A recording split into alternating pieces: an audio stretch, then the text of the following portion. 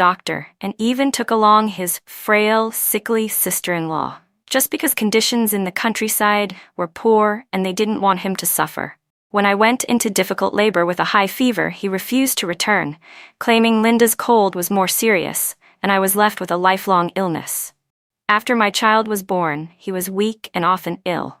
I begged Jack to bring back some medicine, but he coldly replied, "My brother's child needs it more. You and the baby will just have to endure." I held on until Jack finally came home, thinking life would at last settle down, only to be met with, "Let's get divorced. Linda's kid is being called a bastard at school. I can't let him grow up without a proper name." I was so enraged I died on the spot. When I opened my eyes again, I was back on the day of that difficult labor. This time, I found a doctor in advance and delivered smoothly. The first thing I did was draft the divorce agreement. This time, I would make both Jack Carter and Linda Quinn pay the price. I had just given birth and hadn't even started postpartum recovery when I rushed to the army unit where Jack was stationed. At the gate, the guards heard I was looking for him and warmly led me inside. One young soldier even teased, "Hey, Dr. Carter, who's this? Is she your admirer? Hard to believe that with you and your sister-in-law so happy, there's still a woman willing to come all this way for you." I pushed open the door, ready to greet Jack, but the moment he saw me, his face darkened. Because Linda Quinn was lying completely naked beneath him. His hand, mid-massage, was still pressed to her back. The young soldier beside us acted like it was nothing, grinned, and shut the door for us. Startled by my voice, Linda clutched at her clothes and looked up at me. "Summer, what are you doing here?" As soon as she spoke, we stared at each other, both frozen in shock. Linda was 6 years older than me, yet her skin looked dewy and flawless, not a wrinkle in sight, while I, just after childbirth, was weak, my body still carrying the mixed scent of blood and milk. Seeing this, Jack fumbled for a shirt and carefully helped Linda into it, his face filled with displeasure. "Summer Grant, why did you run here? Don't you know how strict the army is? You can't just come whenever you want." I frowned and looked at him coldly. "Linda can settle here, but I, your wife, can't. Or is it that you don't want them to know we're married? You'd rather they assume you and she are the couple?" Linda hurried to Jack's side, leaning against him with a slight air of grievance. "Summer, how can you say that? We only let them call me that so people wouldn't gossip. Jack and I are completely innocent. There's nothing between us." I swept them both with an icy look, and Jack turned his head aside, avoiding my eyes. Just then, there was a knock at the door, and a chubby little boy rushed in, clutching Jack's arm. "Daddy, when will you transfer me into your household registration? They all say if we're not on the same one, we're not a real family. But you really are my dad." At the word "daddy," Jack's face changed instantly. He shot Linda a hard look, and she quickly pulled the child away. I stared at the boy's small back, then turned to Jack again. Panic was flickering in his eyes. Impressive. Jack Carter didn't care about his own child, yet he rushed to play father to someone else's. His gaze darted to my still flat belly. "You've already given birth? I've just been so busy lately. I couldn't get back. Why would you come here right after having the baby?" I ignored him, stepped back 2 paces, and stared coldly. Jack seemed to realize something, forced a smile, and tried to approach me. "Summer. The child doesn't know anything, they're just repeating nonsense. Besides, he's my brother's kid. My brother and I were as close as real siblings, so what's wrong with him calling me Dad? If you'd like, you can even transfer your son Daniel into our household registration too." I let out a hollow laugh, finding Jack Carter's words utterly ridiculous. Yet this wasn't the first time he had said such things. 3 years ago, Jack's older brother died in an accident, and under his mother's arrangement, Jack naturally took on the burden of caring for Linda Quinn and her son. At first, he only helped occasionally, but the more he helped, the closer he became, until he practically treated Linda as his own wife. 2 years ago, when Jack was assigned to serve with the army, I thought he would take me along. Instead, he insisted that Linda's health was poor and she needed his care, so he quietly left with her, leaving me behind to care for his aging mother alone. Before leaving, he promised he would come back to visit me every year, and I believed him. The first year, he did return once. After that, No matter how many letters I sent or inquiries I made, there was no reply. Not even the allowance or rations were sent back. Just the excuse that distribution was tight, so there was nothing left to share. When I said I wanted to visit him, he flatly refused, saying that army life was dangerous and no place for a woman. I naively thought he was protecting me, even feeling proud that as a military doctor he bore the highest honor, while I, as his wife, shouldn't trouble him. So gradually, I stopped disturbing him. Until my obstructed labor. The village doctor was helpless and said only Jack could save me. They rushed a letter to him day and night, but his reply was simply, "Linda has a fever. I can't get away." After my child was born, I was left with a permanent illness.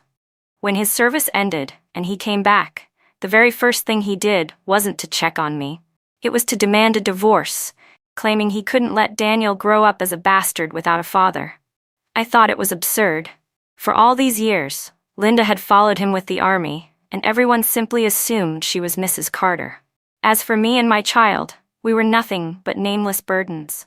Just as I was about to speak, a sudden crash came from outside, and Daniel barreled in like a cannonball, ramming me straight into the fireplace. My back slammed hard against the iron stove, and the scorching hot metal seared my arm. I let out a muffled cry, staring as a layer of skin peeled away. "You filthy woman, what are you doing here? Are you trying to steal my dad?" Daniel shouted at me. "You're just some poor peasant from the countryside. You make me sick." He spoke fast, in perfect standard Mandarin. Linda hurried forward to hold him back, soothing him gently. "Daniel, speak our dialect. She doesn't understand Mandarin." I lowered my head and gave Daniel a cold smile. "Who are you calling a filthy woman? Who taught you to say that?" He stiffened. No one in our village spoke Mandarin. I had only painstakingly learned it, word by word, from TV dramas, just to get closer to Jack. Blisters were already rising on my arm, the pain spreading in numbing waves. Jack stood at a distance, tossing me a piece of gauze. "Summer, he's just a child. Don't take it to heart. For that burn, just rinse it under cold water." I fixed my eyes on him. "You're a doctor. You know burns like this will get infected if untreated, yet you want me to dress it myself?" He gave me an impatient look. "If you hadn't barged in here recklessly, none of this would have happened. Take care of the wound and then go back." He even added the last part without taking a single step toward me. I stared straight at him, my throat choked as if blocked by something, unable to make a sound. Never had I imagined that, in his eyes, I was such an unnecessary existence. But I had no intention of going back. When Jack Carter heard me say that, his voice tightened with barely contained displeasure. "Summer Grant, you can't stay here. Haven't I told you before? This place is dangerous. It's not somewhere a woman should be. Tomorrow, you'll go home and wait for me there like you're supposed to." I looked at him, and my eyes immediately filled with tears. "I just gave birth. I'm injured, I'm sick, I can't even stand to work. There are no ration tickets at home, the baby has no milk, and my body can't hold out much longer. What exactly do you want me to go back for? To wait for death?" Jack frowned, glaring at me with disgust. "A while ago during the flu outbreak, I sent you a pile of medicine. How could you be sick? And I sent ration tickets and cloth coupons on time. What are you pretending to be pitiful for now?" I laughed bitterly as tears streamed down my face. My eyes widened, and I stared at him without blinking.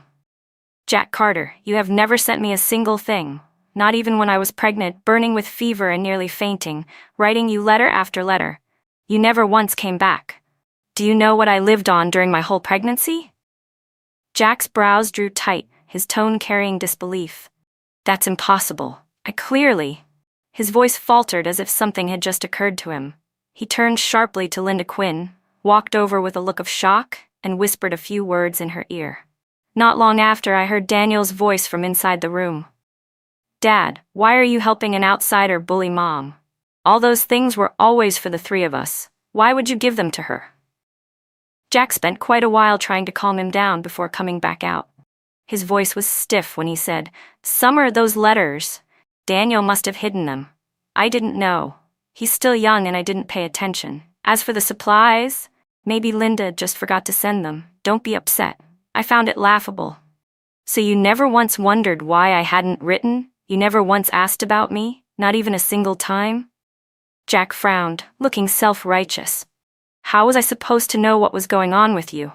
I thought you just didn't want to write me. And besides, those supplies, Linda used them for me too. Why are you getting so worked up now?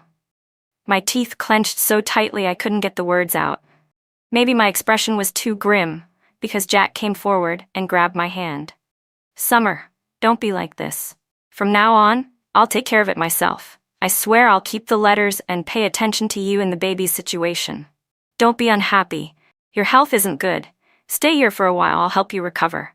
Once you're better, you can go back. The baby needs you too. I gave a cold laugh, unwilling to answer him, and turned into the room. Jack followed right behind me. Once we were alone, his eyes suddenly burned hot, and he sat on the edge of the bed, lowering his voice. Summer, I've missed you so much. Before I could react, he pressed his lips to mine impatiently. The very next second, a violent knocking came from outside the door. Daniel was sitting there, his arm covered with a large red burn, while Linda stood nearby in a panic, completely flustered. Daniel was crying so hard he could barely breathe. I don't know what happened, Linda stammered. The kettle wasn't supposed to be there. Maybe Summer moved it earlier when she was fetching water, so when Daniel ran past, he knocked into it. Through his sobs, Daniel pointed at me and shouted curses. It's all this bitch's fault, that filthy woman. If it wasn't for her, I wouldn't have been burned. Dad, I don't want her here. Make her leave. Jack's face darkened, irritation flashing in his eyes. His voice grew cold. Summer, you can stay here if you want, but why did you have to move things around? Do you have any idea how delicate a child's skin is? If he's burned and left with a scar, what then? Jack Carter scolded sharply. I frowned. Jack, I didn't even touch. Before I could finish, he shoved me impatiently, sending me stumbling against the wall. My arm, already burned, flared with piercing pain that spread through my nerves like fire. Jack didn't even glance at me. He only said coldly, Summer Grant, ever since you came here, you've disrupted the harmony of our home. Can't you see how agitated Daniel has been these past days? I've never seen him act this way before. I stared at him, my throat tightening. Are you telling me to leave? He said nothing, only looked away in silence, which felt like an answer. After a long moment, I finally spoke. I'm not leaving. You're my husband. The one who should go isn't me. Jack sighed in frustration, then yanked me out the door. My arm was still bleeding, but he didn't look at it once. Instead, he shoved a few ration tickets roughly into my bag. Go back. Stop getting in our way. His words left my chest tight and my breath unsteady. When I turned back, what I saw was him crouching beside Daniel, carefully tending to his burn. So it wasn't that he didn't know how to care for someone, it was that he never wanted to care for me. The way his hands moved with such practiced gentleness, every detail precise, made it all the clearer. Yet when it came to me, he couldn't even hand me a strip of gauze. More and more people had gathered to watch, their eyes full of disdain. From inside came Daniel's sobs, mixed with Jack's low, soothing words to Linda Quinn. Among the crowd, whispers spread. Could she be the mistress? Right? I always thought Dr. Carter looked honest, not like someone who'd have an affair. This woman is shameless, barging in to wreck another family. I hadn't even had the chance to explain when the door suddenly opened. Jack stood there, his gaze cold. Summer Grant, leave now. Stop embarrassing yourself. Even Linda spoke up, holding Daniel in her arms. Her voice was soft, almost kind. Summer, Daniel will be fine. Even if he's left with such a big scar, he won't hold it against you. The noise around me grew louder and louder, but I suddenly felt a strange calm. I lifted my head to look at Linda, a slow smile curling at my lips. Then, step by step, I sank to my knees and wailed with grief. Sister-in-law, Daniel is your son with my brother. Don't worry, I'll take good care of you both and treat him as my own. Please. I raised my tear-filled eyes to her, my voice laced with a cutting irony. Please give me back my husband, won't you? The word husband dropped into the crowd like a stone into water. Instantly, silence fell. Everyone turned to look at Jack, confusion and suspicion flashing in their eyes. Wait, she just called Linda her sister-in-law. What's their relationship supposed to be?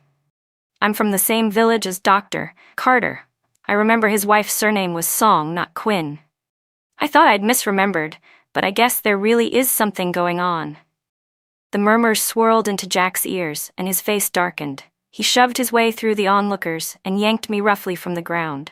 I struggled against him, and as I pulled free, my burned arm was exposed. The skin was torn open, raw and oozing, and the sight drew sharp gasps from the crowd. Good Lord, her arm's practically rotting. How did that happen? Could it be Linda got jealous and did this to her? Jack couldn't budge me. Jack leaned close to my ear and whispered, "Summer, let's talk inside. Don't make a scene out here." I shook my head desperately, my voice breaking. "Jack, stop scolding me. Stop hitting me. I'll agree. I'll agree to put Daniel into my household registration. Isn't that enough? Back then you said Linda was in poor health and had to come with you into the army, but look at her now. She's healthier than I am. Please, I beg you, don't divorce me. Don't abandon our child." The moment those words left my mouth, everyone around us instantly understood the truth. A few young soldiers, their faces dark with anger, stepped forward. "Dr. Carter, we always said you were a good man. We never thought you'd do something like this. How could you bring your sister-in-law along with you? Everyone knows only a wife can apply to accompany the army." Linda Quinn couldn't hold back and stepped forward, her face pale. "It's not like that. Jack and I are innocent. Nothing has happened between us." Jack panicked. "Don't misunderstand. My brother passed away, so it's only right I look after my sister-in-law." But the crowd no longer believed him. Someone snorted. "Even if you're taking care of her, this isn't the way. A widow joining the army garrison. How does that sound? Back in the village, gossip alone would drown you." Another voice cut in. "Dr. Carter gets so many ration tickets every month, claiming he's sending them home for his mother, but not a cent has reached his wife. Meanwhile, his wife and child are starving." I looked at them, watched suspicion give way to clarity, and I couldn't hold back my tears any longer. "Then tell me, Jack Carter, if you didn't have ulterior motives, why did you never care about us? On the day our child was born, I was burning with fever and begged you for medicine, yet you said Daniel's health was more important. Do you even know how your mother treated me all these years? She refused to feed me. I was pregnant and didn't gain a single pound of meat. In fact, I lost 20. Who would have thought I'm 6 years younger than Linda, yet I look so worn and haggard?" The crowd erupted, every gaze cutting toward Jack. "My God, I thought she was older than Linda. Turns out she's younger. Her complexion, her body, it's all been ruined. Her child nearly died, and Jack Carter was off having his little romance." The calm mask on Jack's face finally began to crack. He called my name softly, stepped forward, and carefully held my trembling hand. "I'm sorry, Summer.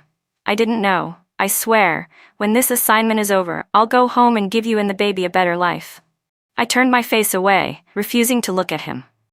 Just then, the commander arrived with several officers, striding quickly toward us. When he saw me kneeling there, covered in injuries, his expression changed instantly. "What's going on here? How did it come to this?" A few officers quickly leaned in and quietly explained what had just happened. The commander's brows furrowed deeply. "Jack Carter, what exactly is going on?" Jack's body jolted. "It's nothing, sir. This is just a family matter." As soon as he spoke, he tried to pull me away. "Summer, let's go inside and talk." But the commander blocked him with a sharp glare. "She's injured like this and you still handle her roughly? You're a doctor, yes, but you're also a soldier. Discipline applies to you as well. Tell me, whose name was on your application for accompanying the army? Was it Summer Grant or Linda Quinn?" Jack's lips trembled, but he didn't dare answer. The commander gave him a hard, cutting look before speaking coldly. "If you dared falsify identities and report false information, that's deceiving the army and insulting military discipline."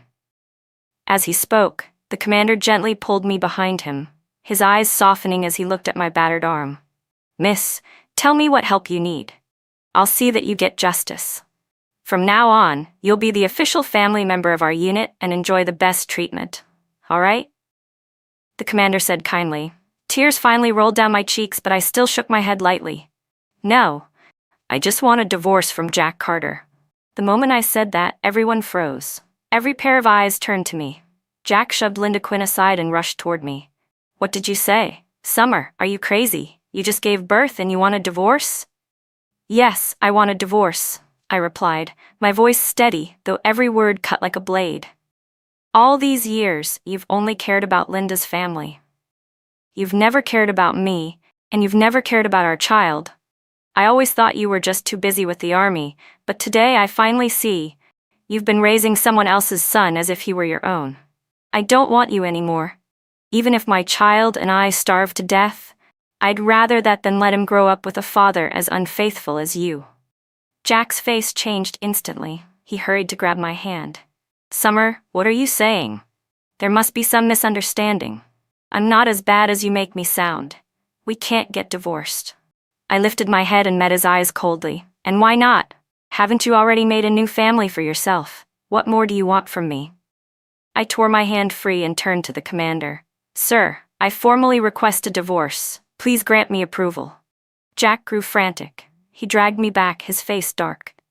This can't be settled without my agreement. My word has to count. She can't decide this on her own. The commander's face hardened, his eyes growing cold. Though he didn't openly approve, he gave me a helpless shake of the head. I understood his position and decided I would stay for now and think of another plan. The commander, seeing me relent, immediately ordered someone to take good care of me. Soon after, clean clothes were brought, and a room was arranged for me, with instructions to rest well for the next few days. I had intended to leave as soon as I found a way to secure the divorce, but Jack refused to let me go. He followed me inside, lowered his voice, and said, Summer, let's not divorce, all right? I can't live without you. And besides, we already have a child. I don't want him to grow up without a father. I looked at him and let out a cold laugh. Fine then, make your sister-in-law move out. Don't live with her anymore. Jack's face shifted at once, irritation creeping into his tone. Where could she go? She's a woman alone. Her health is poor. How would she survive? And Daniel is timid. Without a father, how would he face life at school? I looked at him, my gaze colder than ice. If you care so much about them, why have you never cared about me? Do you know how your mother treated me these past 3 years? The day before I gave birth, she forced me to carry water from the mountain for her bath, up and down more than 10 times. I fell so hard I was covered in bruises, couldn't even stand, and she still cursed me as useless. Jack Carter, when you were busy taking care of someone else's son, did it ever cross your mind that your wife was suffering, that your own child was sick? Jack opened his mouth as if to speak, but in the end, he only lowered his head in silence and let out a long, heavy sigh. The room grew eerily quiet. Even the rustling of the wind outside the window sounded sharp and clear. Jack kept sighing, his lips moving as though he wanted to say something, but no words came. At last, I broke the silence. You won't agree to a divorce, will you? I turned around, and there was no longer a trace of pleading on my face. But I don't need your money either. Jack froze. I pulled a folded sheet of paper from beneath my pillow and slowly opened it. It was my prepared report, every stroke of handwriting neat and clear. It doesn't matter if you won't sign the divorce papers, I said, each word deliberate. I've already written this report, and I'm ready to send it to the military district's discipline office. You falsified the dependent records and brought your widowed sister-in-law into the army under the identity of your spouse. If anyone investigates, this won't be a small issue. Jack's face went pale, his voice dropping. You're threatening me. I smiled, and for the first time in years I felt light. It's not a threat, it's a reminder. I've finally learned not to wait for your conscience to wake up. I'm giving you a choice. Your reputation or a divorce. Return to me what's mine. You decide. Jack didn't answer. He just held my hand and kept sighing. After a long while he murmured, Summer, give me 1 month, all right? I promise I'll give you a satisfactory answer. I nodded. After all, my health was still fragile and I needed him to help with my recovery. And besides, the evidence in my hands was enough to ruin him. I had no reason to be afraid of what he might try. So I stayed in the garrison. Jack came every day trying to feel out my attitude, insisting he didn't want a divorce. But each time I stood firm. If he didn't want divorce, then he had to send Linda away. After hearing it several times, Jack began to grow impatient. Though he still insisted he didn't want a divorce, I could see his resolve starting to waver. But ever since the day I filed for divorce, the atmosphere in the unit had shifted. The commander personally arranged for me to stay, giving me work in the infirmary as an assistant. He said it was to take care of a doctor's family, but I knew it was more like an investigation. Linda and Jack, however, pretended not to notice, carrying on as if nothing had changed. I didn't bother with them. After all, once divorced, I would need a life of my own. I took advantage of those days to learn many new things, helping with medicine records by day and at night sorting through years of ledgers. I even made 3 copies of the dependent application Jack had secretly altered years ago and sealed them in separate envelopes. When the commander came to inspect, he casually praised me for being meticulous, then turned to Jack and said, "Your wife is truly a virtuous helper. You should cherish her." Jack's smile stiffened, while Linda lowered her head, unease flickering in her eyes. Seeing that I hadn't brought up divorce as often, Jack grew excited and began planning our future after his deployment ended. But he didn't know that one afternoon, while I was cataloging medicine, a young soldier rushed in and handed me a letter. It was from the capital's military discipline office. I opened it and read, "Acknowledgement of receipt. Your report regarding falsified dependent information, misappropriation of military resources, and failure to fulfill support duties has been reviewed. A formal investigation will be launched shortly. Thank you for your cooperation and trust." I folded the letter and tucked it into a book behind the medicine cabinet. From that moment on, Jack Carter's good days were truly over. But before Jack's scandal could break, Linda ran into trouble first. I was in the infirmary organizing the medicine chest when someone burst in, breathless and flustered. "Summer, come quickly, Dr. Carter's gone mad, he's hitting someone." I frowned, set down what I was holding, and stepped outside. I saw Jack storming into the living quarters, his face ashen, his eyes on the verge of collapse. He kicked Linda's door open. Inside, a logistics soldier, in a service uniform, barely had time to react before Jack punched him to the ground. Linda stood there in nothing but a half-loose nightgown. Her face still wore a trace of makeup, and in her hand she clutched the prayer beads Jack Carter had begged for her. Panic filled her eyes as she cried, trying to stop him. "Jack, listen to me. Let me explain. It's not what you think. It's not what it looks like." But Jack was like a man possessed, his voice raw and torn. "I gave up my wife for you, and this is what I get. You were already with another man." He roared like a beast, his eyes bloodshot, his hands trembling. "You said your health was poor, so I brought you into the army with me. You said you were afraid the villagers would bully you, afraid no one would look after Daniel. And now? You're in my room with another man. Do you think this honors my brother?" I stood quietly at the edge of the crowd, watching without a word. Someone recognized me and whispered, "Summer, aren't you going in to see?" I only smiled faintly and shook my head. The next morning, Jack came to the infirmary. He stood at the doorway, unshaven, his eyes hollow. Looking at me, his voice was hoarse. "Summer, I was wrong. Now I know you're the one who matters most. That wretched woman has been deceiving me all along. She even took the ration tickets I gave you and used them to support another man." I didn't even look up, continuing to count the medicine inventory. "Didn't you say she was your brother's widow, that you had to take care of her for his sake?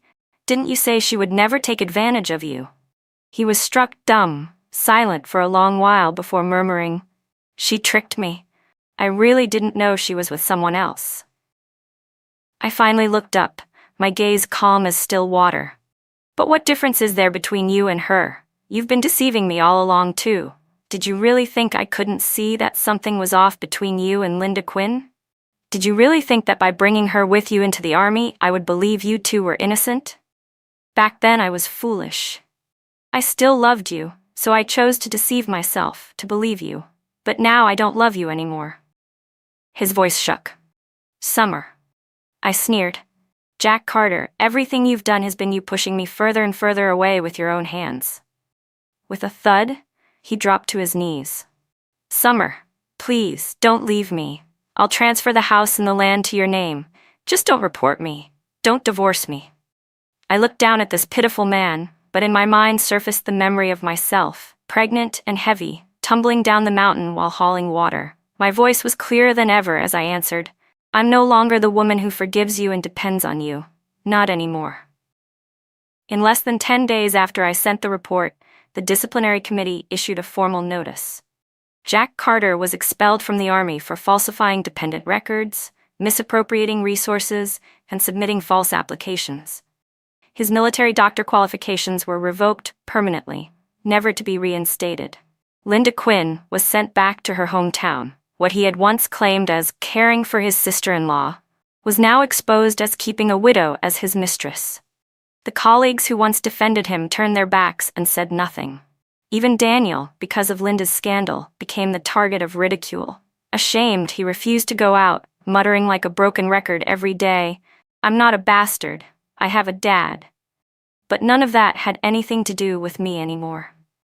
After Jack was taken into custody, the commander approved my divorce application. The speed of the process even surprised me. I left the Army district with my child, divorced at last. On the day I left, many came to see me off, including the young soldier who had once stood up for me. He handed me a letter. It was from the Military Medical Department of the Central Committee. "We have reviewed your work report and the letter of recommendation regarding your conduct and achievements. We would like to invite you to join the medical logistics group." I froze, stunned. The moment I took that letter, my heart leapt with joy. When I arrived in the capital, life was busy but steady. My child finally received systematic treatment, and his health gradually improved. With the money I earned myself, I rented an apartment and built a new life. My boy slowly learned to speak, and in time he began to call me Mom. He was no longer the malnourished, pitiful child from my previous life. In this one, I fed him until his cheeks were plump and rosy. By the time he was 3, he could already recite the 300 Tang poems. In our 4th year in the capital, I took him back for a follow-up appointment at the hospital. As we stepped outside, a military car was parked not far away. My direct superior had personally come to pick us up. He had always looked after me, not with fervent pursuit, but with patience and quiet care. Smiling, he waved, holding gifts he had bought for me and my son. I was just finishing tying my boy's scarf and preparing to walk toward him when I heard a hoarse voice behind me. "Summer?" I didn't stop or even turn. Then came the voice again, rasping with both desperation and plea. "Summer Grant, wait, it's me, Jack Carter." Only then did I glance back. Jack stood there in a faded, threadbare military coat. Gone was his former air of confidence. What remained was exhaustion and ruin. He was much thinner, with dark circles under his eyes from years of sleepless nights. He approached me cautiously, his voice trembling. "Summer, I'm out of prison now. All these years inside, I thought about everything. I was wrong. How have you been? Are you doing well?" I lowered my gaze, my voice calm and detached. "Doctor, you've mistaken me for someone else." Taking my child's hand, I turned without a pause and got into the car. Director Zheng looked back at him once, then glanced at me with concern. "Summer, who was that? Is he some vagrant you've been kind to who's now pestering you? Do you want me to drive him away for you?" I shook my head. "No need, he's just a useless man." The car door closed slowly. In that instant, I saw Jack collapse to his knees, his eyes bloodshot, his lips still mouthing my name. But I could no longer hear him. I thought it would end there. I hadn't expected that from that day on, Jack would haunt me like a madman, waiting outside the hospital where I worked every single day. One night, when Director Zheng hadn't come to pick me up, I walked out alone after my shift, and there he was, standing beneath a sycamore tree across the street. He wore the same faded army coat, his hair a mess, holding a lunchbox in his hand. He ran toward me, forcing an awkward, ingratiating smile. "Summer, I made your favorite, spare rib soup. It's still hot. Do you want some?" I didn't stop, didn't even look at him, simply walked past. Panicked, he dropped the lunchbox and ran after me, spreading his arms to block my way. "Won't you give me even one chance? I've lost everything. I can't return to the Army. I can't even work in a hospital anymore. No one respects me. I just want your forgiveness, just once." At last I stopped, slowly lifting my eyes to his. My gaze was utterly calm, empty of emotion. "Jack Carter, why should I forgive you? Do you think that because you're miserable now, I should go soft? Have you forgotten? At my lowest, you kicked me out the door. When I begged you not to cast me aside, you told me Linda would be disgusted if she saw me. And now you want to play the part of the devoted man? His face twisted with regret, pained and ugly. I was blinded back then. I was a fool. I was... Enough. I cut him off, lifting a hand. Shut up, Jack Carter. Even hearing one word from you makes me sick. Weren't you the one who loved your sister-in-law and her son so much? Didn't you say that without a father, Daniel would be bullied at school? Why don't you go back to them? Why is it only when you've become a laughingstock that you remember to drag me down with you? Weren't you so magnanimous before? So what if you wear a green hat? He froze in place, eyes red, his voice almost begging. Summer, I've really changed. Don't be so heartless. Even if you won't forgive me, at least let me see our child. After all, he's never seen his father since the day he was born. I leaned closer, a faint smile tugging at my lips, and whispered in his ear, No. He already has a father. Jack Carter froze, confused by what I meant. I arched my brow at him, but didn't explain further. When he reached out to grab me, I pulled my hand away and walked straight toward the hospital doors. Behind me, he collapsed onto the ground like a man who had lost his soul, mumbling my name over and over. He had once thrown me into the mud. Yet in that mud, I had managed to bloom like a flower. Now he wanted to pick me back up, but to me, he was filthy. He lived in the shadows of the past, while I lived in the light. I would take my child and pursue the life